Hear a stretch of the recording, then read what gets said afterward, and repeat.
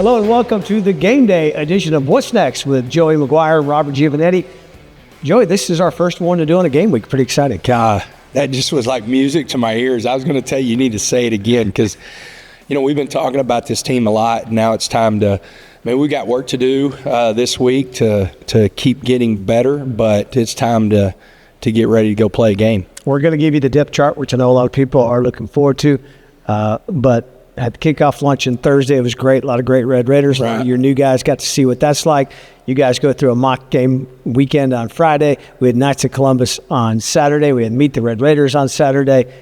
And then you had first photo last night. So yeah. It's been a busy getting ready for today. Well, that was cool, the first photo. We've got the largest class in the history of Texas Tech, freshman class coming in, and it was packed. There was a lot of freshmen that came for that photo. Hey, at Meet the Red Raiders, had a lot of people tell me they listen or watch the podcast, including Will Hammond's family. Yeah. And Will's older brother said he watches and listens when he does his ab workout. We're helping everybody. We're changing lives around here. Will said he likes those ab workouts. So I said, yeah, Joey and I do it after we do. Yeah, we do ours after. Have a cup of coffee and then do it after. All right, let's get to the depth chart. Start with the easy one, QB1, Baron Morton. Baron's had a great offseason coming back from injury. He looks great, looks strong. As you mentioned, there's a little zip on his ball. Yeah, I'm excited. he always has such passion and loves the game. But, when you're going through injuries and you're playing where you're going through some stuff, it's always tough. You just put that smile on your face and go to work, and it is so much fun to see him healthy and feeling great, and he's had great energy. He looks really good. I know he's excited. People don't see this, but in those injuries, you saw what a tough kid he is. Yeah, I think he's, and I've coached some really tough football players that have played through stuff or are just physically and mentally tough. I've never been around a guy like Baron Morton. And that was what was so big about making sure that he was, through the times that we go through with transfers and all this stuff that, we always talk about the new guys, but we retained some really, really good football players. So protecting Baron, which is important. Now, this offensive line on the left side, you got a lot of size, 6'7", 6'8" on the left side of the offensive line. Yeah, so we'll start Howard Sampson at left tackle at 6'8", 340 pounds, and then we'll play Will Jados at left guard. Really excited about that combination. I think not only protecting his blind side, but also being able to run the football. Those guys can really come off the football. And then, we come back with a returning starter, another guy that is a true Red Raider, Sheridan Wilson at center. We haven't talked a lot about this, but he's probably, Blanchard would agree, the most improved offensive player from last year to this year. And then we go Davion Carter, another returning starter at right guard.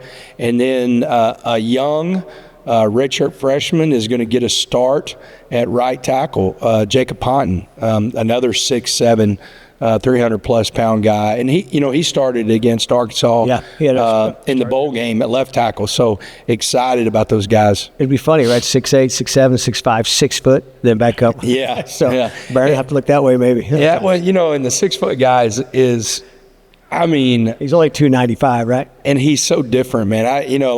He does stuff that, one, he's really strong. He's a 450 plus, almost 500 pound bencher. He's going to squat 700 pounds, so he's really strong.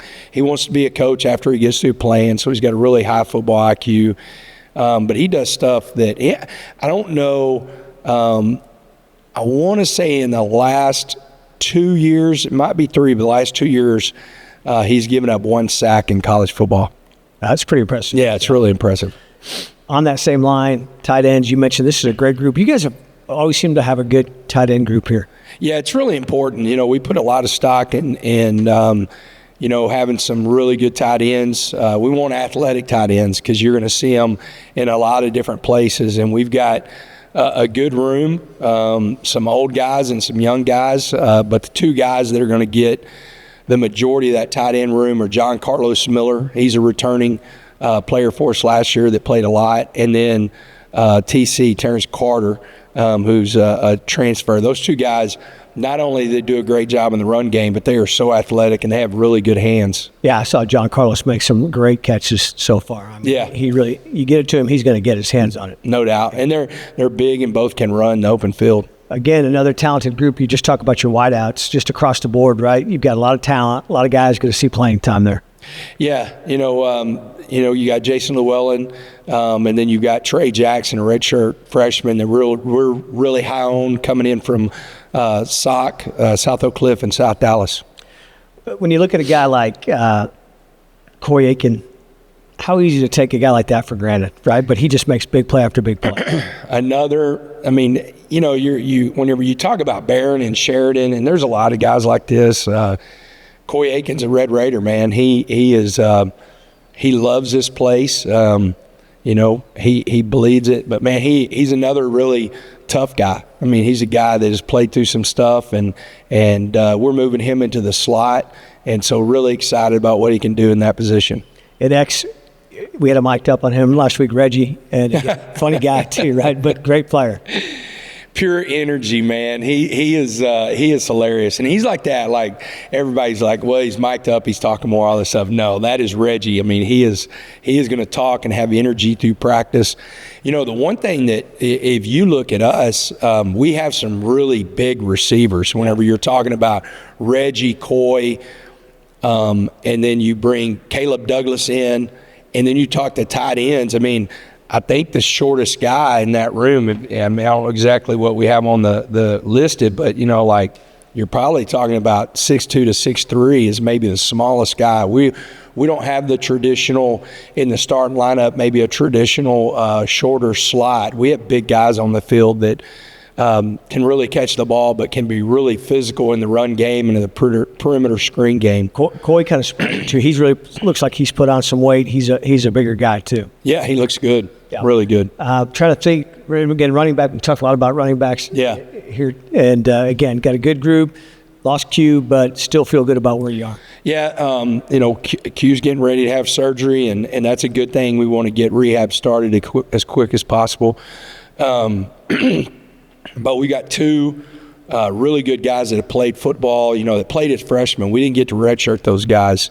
So Jacoby Williams and Cam Dickey, they've had great camps. That's the thing that I think a lot of people are like, well, they had Quentin penciled in as a starter, right. And it was really those three guys were competing all the way through the second scrimmage of who was going to get the first start, this Saturday. And so I feel good about those. Those guys will add Adam Hill in more, but he was running with the threes and getting a lot of reps and had really good scrimmages. He'll do a great job in special teams. And then what's crazy, and I've got the text to prove it, Gio, so don't be like, no way, Coach. But in July, I had talked to Michael Henderson and Garrett about him coming into the room during camp because he had been doing safety all year long, and he played safety and running back in high school. And then we had some guys at safety banged up, so we weren't able to do it. Well, then we were getting guys back, so my plan was to move him, and then we had to move him, a little bit faster whenever Q went down. So excited about what he can do. I do know. I was thinking, who am I forgetting? Caleb Douglas at the Z, and again, great size. We talked about him a little bit. Yeah. I named all three of them, but Caleb, that's the thing that I'm really excited about because Mac's offense does, he calls it scoring from afar. And you're going to be able to do that because number 1 and number 5 can run. I mean, those guys can fly. And I expect Caleb Douglas to pick right up where he, ended the year with. I mean, he was a guy in the Big 12 that really had some big games, some deep balls, had a great catch against Arkansas in that bowl game that he took the ball away from the DB. And he's had a really good camp. Look forward to seeing all these guys in Mac's offense. Let's flip over the defense, and we look at that line, and there's a lot of guys being already talked about as NFL prospects. Yeah, that defensive line, I mean, you're sitting here and you're going, okay, at the field end, the defensive end, you got David Bailey, then you got Charles Essers, you got Braylon Rigsby. All three of those guys have started college football games. 2 of the 3 have started college football games for us in Charles and Rigsby. Then you go into the interior, you've got Lee Hunter, you've got Cofield, and you've got Duda Banks. All three of those guys have started college football. Two of the three have started college football games against us. You move down to the DTs, you got Skylar Gill Howard, A.J. Holmes, and Duda Banks is going to play both. So you got three guys there that have started college football games at a really high level. And then you go to the dog position, which that's our boundary outside linebacker. You got Romello Height, Terrell Tillman, and Cheto Afila. Romello is the only guy that has started a college football game, but Terrell had 4.5 sacks last year at the end of the year. He looks amazing. I think we're going to get the best version of him because he's probably put on somewhere between 12 to 15 pounds, looks really good. And then Cheto Afila that's my surprise, I think, on the defensive side of the ball. He's a redshirt freshman, really athletic, and has really come on since the new guys have come in. Think about how far we've come, as good as Jalen and Tony were. Yeah. There wasn't a lot of guys around them to spell that. I mean, you look now, you got guys who started for us last year, not number one on the depth chart. It shows a long way of building the depth you've been talking about. Yeah, and there's some guys on here like Amir Washington. Amir Washington started for us last year. I could have easily put him on the defensive tackle. We could put him, he's going to play a lot, number 88. And, what's really cool, like if you're like, man, Coach, what's been one of the best things? Cheto Afila is playing better because of David Bailey. Jaden Cofield's playing better because of Lee Hunter. Amir Washington is playing better because of Skylar Gill Howard. These guys have really taken our young guys under their wing and said, hey, this is how college football is supposed to look. Yeah, it's exciting to look at this list and see these guys, and they're huge humans too. Yeah, so big guys. Get playing behind them a little bit. How about the mustache guy gets known for his mustache, but man, what a big playmaker, Jacob Rodriguez. Yeah, preseason defensive player of the year in the Big 12. He'll be the first one to tell you it's fun to play behind these guys. Well, I saw one scrimmage. I said, man, J-Rod looks like he's got a lot to work with now.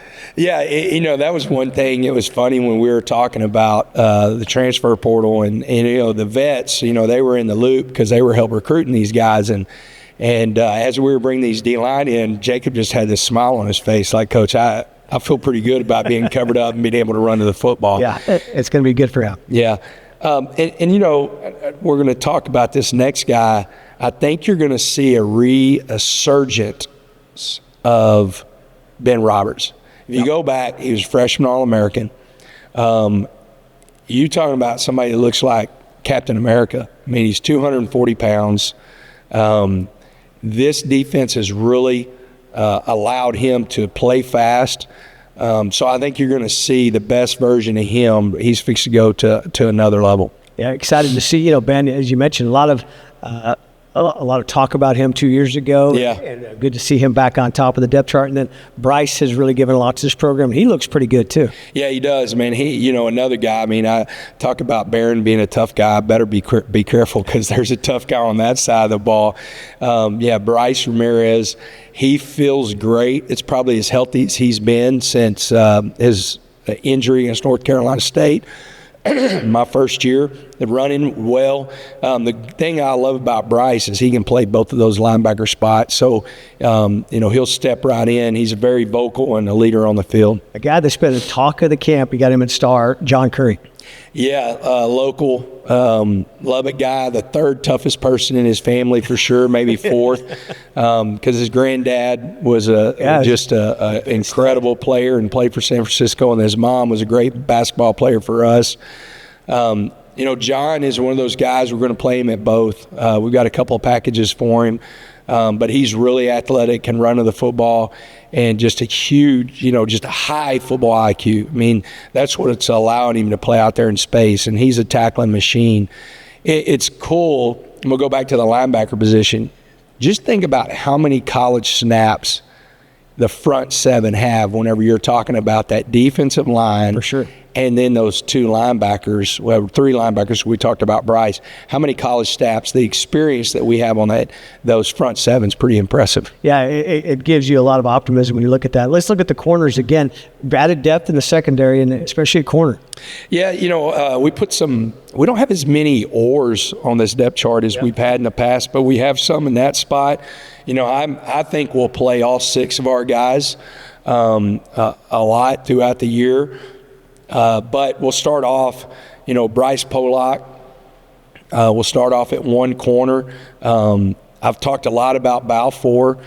He'll play a lot. He could start. Mo Horn is another guy that has started for us, and I could see him starting on Saturday. And then Amir Boyd, another guy. So it's going to be like on that one side. I think Polak will start on one side at corner, and then it's either going to be Amir Boyd or Mo Horn, but we'll see a lot of Balfour. And then we got some young corners in there that will get some playing time too. Yeah, you got redshirt freshman. It's a good mix. And then safety, you've talked a lot about Cole Wisniewski, and how's he look this fall? Yeah, he body type doesn't because he's so much bigger, but he reminds me a lot of Rabbit. Rabbit was a tackling machine, and then a guy that had as good a football IQ as anybody I've been around and is playing at a high level for Arizona. He was a coach on the field. That's how Cole is. Does a great job getting the ball down, very intelligent, has played a lot of snaps, feels really good. And so feel good about him. And then the young guy behind him has had a really good camp. He's long, he's physical, he can really run, and Malik. And then at the other safety, you got Brendan Jordan. And what did you see from him this fall? Well, he and Cole have done a great job of tackling in space. But BJ, there's a kid that we did not redshirt that has played a ton of football for us. I mean, he is a true junior.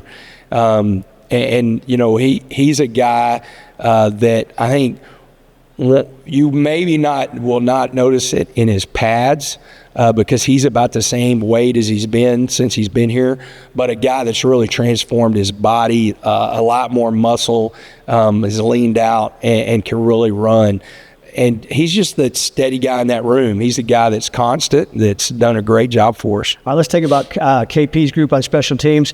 Everyone's worried about the kicker, and you got an oar there on the kicker. So two-headed monster for a while? Yeah, we'll do like we did. We'll see who wins it out. We'll get those guys out there, and I don't think that it would be like last year where we were alternating throughout the year. Right. I think somebody's going to win the job. I think it's going to be like year one when Trey Wolf, came out and won the job. But one of those guys, Upton has done it. So, like if you're asking who might get the edge right now, it would probably be Upton because he's done it at a college game. But the one guy that's been so impressive, probably if you want to say teams camp, MVP has been Stone. He has got a huge leg, so he'll be our kickoff guy. But he has really worked to win that field goal job. And, he really does. Like, he has got a big leg. And then punter Jack Burgess, again, been a lot of talk about Jack. Yeah, so Jack is probably up. I'm really anxious to see, how he goes through the season. Because I think, through camp, we feel like he's upped his average to, 5 or 6 yards. I think all these guys have upped their game, though, because I don't want to take anything away from Ian. Jack could really relax in the spring because, Upton and Stone could punt, but it wasn't something that you really wanted to see from the standpoint of, they have good legs, but they're real inconsistent in the way they drop the ball whenever they're punting and stuff like that. And so that's not always a good thing, especially when you're playing in front of 60-plus thousand. They'll get a little nervous, and that the drop will be off, so it could be erratic. Ian's put pressure on everybody, and that's a good thing. If he went out there and had to punt or kick a field goal, we'd feel good about it. Yeah, I remember in the spring you talking about, hey, maybe we'll get somebody that can kick and punt and do something. He's my guy, man. Yeah, all right. That's good. Hey, we don't want to forget they get overlooked sometimes. Long snapper and the holder, those are very important.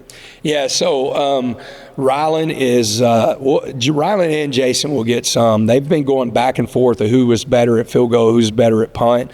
But Rylan is the guy that will start for us. Whenever we recruited him, he was the number one deep snapper in the country. out of California, and so we feel really good about him. He's had a really good camp. Feels like just yesterday we were talking about him on our signing day. Yeah, I know. Now it's his turn. I mean, we lost a great one, a consistent guy that, Knox was the starter for 4 years, and you lose a guy like that. But Ryland, there's a reason we brought him in, and he's ready to go. And then the holder, the number one guy, Jack, does a great job. And I told him, you'll appreciate this, nobody wants to see him punt. Except his mama, and his mama can get over it. He can go out there and hold for extra points. That's the deal. I told Austin McNamara, who's the best punter in the history of the Big 12, and he's killing it for the New York Jets. I'm so happy for him. But nobody wanted to see him either, as much as we loved him. Yeah, so Jack's mom, We'll let her see her holding. He's over there. He can make it. All right, let's talk about the returners. You got Micah as kick returner, and then Roy at punt returner. Yeah, really excited. I mean, to have a guy that's so explosive. I mean, his senior year, my first live snap, he returned a kick for 88-yard touchdown. So we're going to give him the start there, and I think he's embracing that role.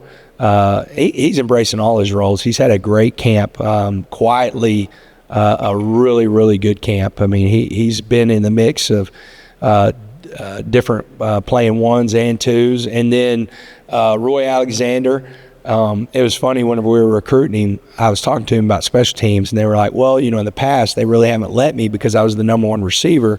He said, but I really want to return punts and kicks, and he's done a phenomenal job of coming in and being consistent, but also being very explosive. I mean, he's 200-plus pound guy, so he's going to be really tough to tackle.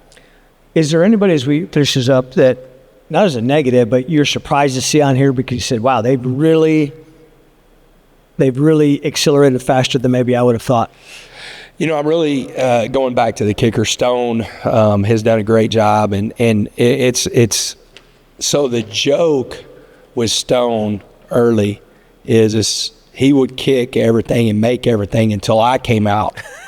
That's not good. And whenever I got next to him, he'd get nervous and start doing a lot of different things. And I can't rattle him now. I really can't. And I try.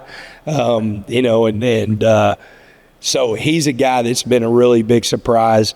I think what has also surprised me, and you see him on the depth chart, and it usually doesn't happen like this, Leighton Stone, Tristan Gentry, and Bryson Jones. Those three freshmen have really surprised me on how mature and how ready they are. And they, like Leighton fits into what we can do inside and outside. He's really, really physical. He's really tough. He gets that from his mom. Really, really tough. Just messing with you, Coach Stone. I know you're a tough guy too. I was really shocked how mature Bryson Jones was, and he's just like taking off. And then I don't want to take away from some of our young linemen. There's been 3 freshman linemen. There's 6 of them. They've done a phenomenal job. But guys are a little bit more physically ready. Connor Carty, Big E, Elias, and Danilo. Eric, we kind of knew about Pat because he was here in the spring. Those guys, Connor was, but he couldn't go. Those guys weren't. And so it really has surprised me how fast those guys have picked things up. Guys like Leighton are poster children for early enrollees, aren't they, right? Because he had that spring to get acclimated, put on some weight, and now look at him. Yeah, and we have always been like, hey, it's your decision. With the way college football is changing, the way your roster is changing, everything like that, we're a big push on, hey, we need to get everybody. If we can get all of our signees in whenever they do sign with us, we want to get them all in early enrollee. Yep, excited about it. Starts Saturday at 6:30 against Arkansas Pine Bluff. Put your butt in the seat, right? Yeah, we need you, man. I keep talking. I have not been wrong. Whenever I told Shill and Mac and Teachy and Rob Green, all the new guys, Colin, all the new guys saying, hey, this event, the kickoff lunch is going to be like, it's going to blow you away. This event's going to blow you away. Red Raiders going to blow you away. This is going to be their first times in Jones AT&T too. And, man, we got to make sure that they are like, this is the best place to watch a college football game in America. And so we need to show that on Saturday. If you can't use your tickets, go online and transfer them. We make it very easy to do. We got to fill this up. A lot of these great young men and even the returners, they have earned that. We're looking forward to that on Saturday. We'll see you out there on Saturday. Can't wait, man. All right. For Joey McGuire and Robert Giovanetti, Wreck 'em.